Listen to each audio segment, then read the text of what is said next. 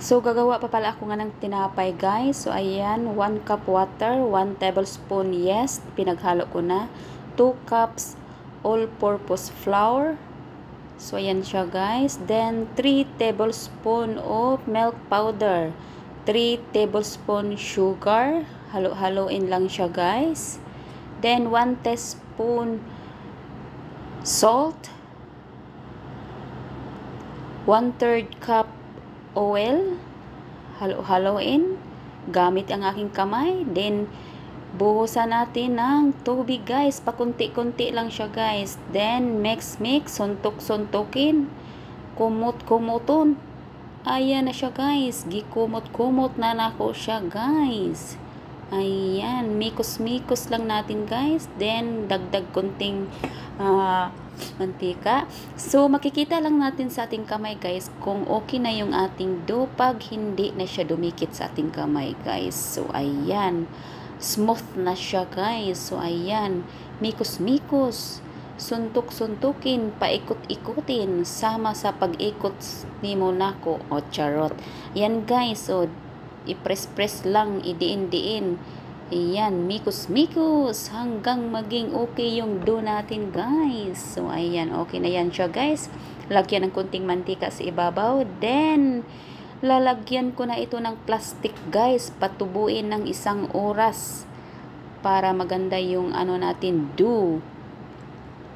So, ayan, tinakpan ko na ng plastic.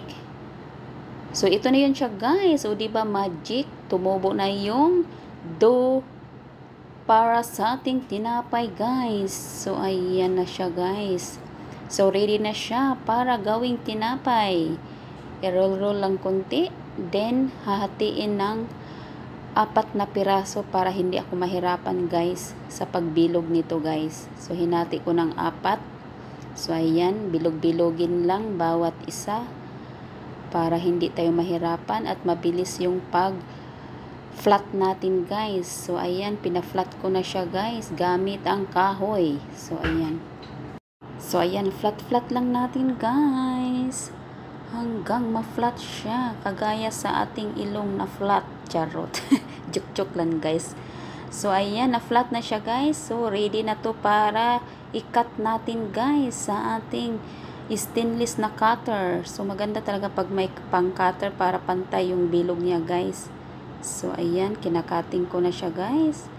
So, this is it. O, diba, ang ganda ang resulta, guys. Pantay ang pagkabilog niya. So, lalagyan ko ito ng 2 klaseng cheese. Vong cheese at saka Kraft cheddar cheese. Hinaluan ng kunting sibuyas, dahon, guys. So, ayan, niroll ko na pala siya, guys. Dahan-dahan.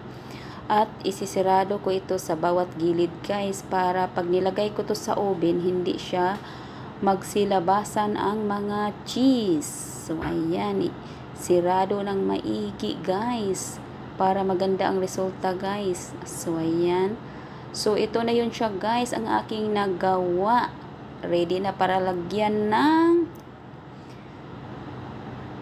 igyok. Pahiran na natin, guys. Ayan, pinapahiran ko na siya. Lalagyan ng sesame seeds, konting dekorasyon sa ibabaw para maganda siya at pagtingnan pag naluto siya, guys. So, ayan, sesame seeds, linga. So, ito na yun siya, guys. Ready na ilagay sa oven. O, diba? Marami siya, guys. So, this is it. Ito na yun siya, guys. Luto na siya, guys. Then, pati pizza natin, guys. Luto na rin siya. Ayan. Yan ang aking ginawang tinapay ngayon, guys. So, ready na siya para i-serve, guys, sa bisita. Nilagyan kunting dekorasyon para maganda pagtingnan ang ating tinapay. So, ayun, guys. So, ito na yun siya, guys. Ready to serve na siya, guys. Ang aking tinapay. Ayan. Thanks for watching, guys.